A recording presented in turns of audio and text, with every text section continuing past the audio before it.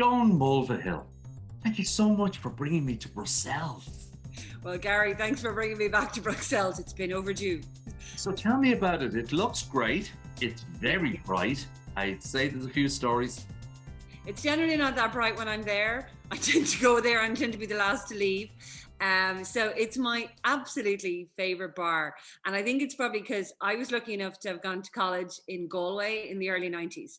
So UCG, early 90s, grunge, jeans, your dock boots.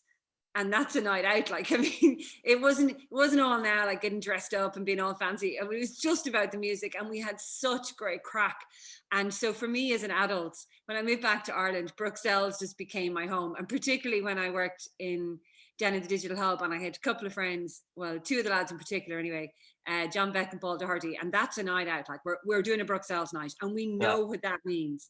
And it just means arms in the air, wild abandon, bottles of beer, and just the crack, just the savage, ridiculous crack of it all. We've kidnapped people there and brought them out on pub crawls and everything, total strangers. Yeah, I've heard. There's a few wanted signs, the length and breadth of Dublin. You haven't seen, that's why the hair got very short, methinks. Well, no, there was one guy, we were in there one night, and actually I met, I don't know if you remember Peter Callan. He was on the board of the IA, and he was in there with a load of guys in the Irish Times, and they had some guests over from the Boston Globe. And so the Irish guys all wanted to get home, like, you know, and we just hijacked the guy from the Boston Globe and brought him out on the tear for the night. So what happened was then, when he went back to Boston, he told everybody about these crazy three people he met, and that whenever they went to Ireland, they had to hook up, just ring Joan Mulvihill, and she'll sort you out for a great night out, whatever. And anyone you need to meet. So what happened was myself, Paul and John ended up randomly bringing out Americans to Bruxelles, crazy nights out. Listen, great companies are formed from those types of relationships, as you know. So I have a question though. So you're in this bar, yeah, and you have anyone dead or alive to invite for a baby sham, pint, or whatever your tipple is. Who is it? Okay, so dead or alive, I wouldn't bring them there now at the times I normally go, like late, but afternoon pints, I know it sounds like such a daddy's girl, I would bring my dad. First of all, as the person I kind of miss a lot at the moment because I haven't seen him in ages, but also, I mean, I am a bit of a daddy's girl, but I always talk about how I'm a farmer's daughter from Longford. I'm really cool with that. I'm really proud of that. I love it. And he is absolutely same now. But he's a farmer. I love this. This is great. So he's a farmer from Longford, and you're bringing him to a Dublin 2 bar. What's his first impression when he walks in? Is he into it, or is he, John? What? This will tell us a bit about the man. To be fair, God love him, it's a while since he's been in a pub at all. And I'd say it's a while since he's ever had a pint. But he'd probably have a gin and tonic, actually.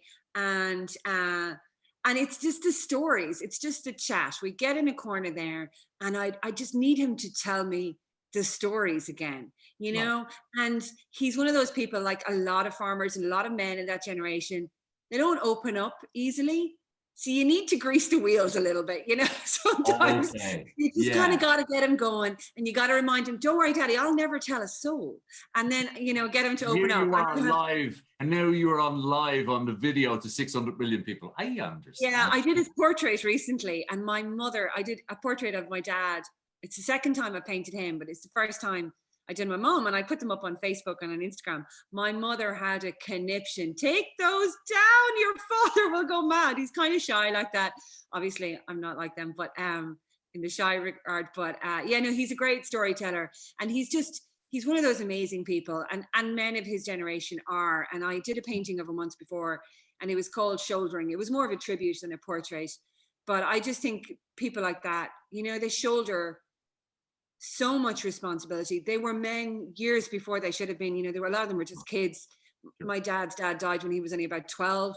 He took over the farm when he was relatively young. He was a mart manager. He wasn't even 20. And, you know, they take that responsibility for keeping the farms and families, for bringing up kids, for, you know, that whole legacy that's attached to a farm. That's a big responsibility for those guys. And then they're in that, they were in that really strange transition where men were trying to become modern men, you know what I mean? And he was in that that time where you're trying to be both and opening up. And he's just brilliant. And then I see now farmers get a really hard time around sustainability. It's a big topic in our industry. But like, no one cares more about the lands than they do. And I just think they don't get credit for that. And I'm not saying, you know, it's perfect, but no one cares more about the land and that legacy than they do. And that's why the painting was called Shouldering. They're always shouldering responsibility. So that's why I go for. And I'm emotional, sorry. That's okay. On that That's what happens when I have a few drinks in the middle of the day. Or even smelling it. You're having tea. I know you are having tea. I'm having my little coffee cup is here. You showed me the cup. Just while we're on that and reflecting, you may know John Breslin. John, he wrote this, he did this book, Old Ireland in Colour. Have you? He was in college at the same time as me. He was down in NUIG. Have you had a chance to look at the book? Yeah. Oh, absolutely beautiful. I love it. So my impression was, as I was looking through it, I have it here somewhere, is you can just feel the life in the pictures. You can actually feel the life. They used to say, wasn't it, you eventually get the face you deserve based on a life fully lived. And you can see it. Unfortunately, though, a lot of the younger people also have ages in their faces that are, to your point, you know, to your point, that you can see that they've lived an age. But what a great, that's a great combination of what John's done. He's taken current technologies and tools and all that wonderful AI stuff and delved back into something and brought them back to life. That to me is innovation as much as any product. Absolutely. Right? Can I segue into, I'm absolutely obsessed by this TV program at the moment on Sky Arts, where they take missing paintings. So there's a missing Van Gogh painting, there's a missing Vermeer painting, and they're using 3D technology and printing and science to actually recreate the stolen or missing paintings. Or one of them was destroyed in a fire, and one of them was stolen, and they've recreated them. But literally, the texture on the canvas has been recreated, and all through technology. So I'm like, ooh, that's technology I really buy into. That's really cool.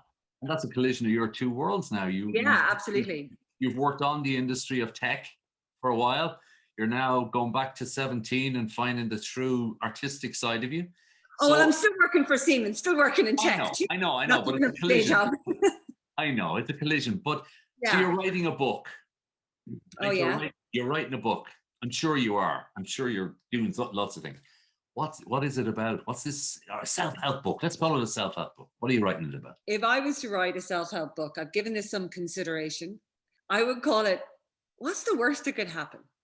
That's my self-help book. What is the worst that could happen? That's my title. When you're walking through the bookshop, what's the worst that could happen? Okay. You know, and that's how I kind of live my life. And I'm I'm naturally a very optimistic person. But the reason I think I'm able to do that is I take things in my mind to their most catastrophic possible outcome. Really? And then I say, well, if that actually did happen, then what would happen? And then you realize that actually everything is always going to be okay. Because everything, I know this, is always going to be okay. And so my self-help book is, I've had bad things happen to me. You've known me a long time, you know, and we've all gone through stuff. Yeah. And anything and everything bad that has ever happened to me has brought me always to a wonderful place. And so you may not like it and endure it at the time, but it will always bring you to a better place. So my self-help guidance is always, what is the worst that could happen? And it kind of gives you the courage to try anything and everything, because I'm like, seriously, what's the worst that could happen?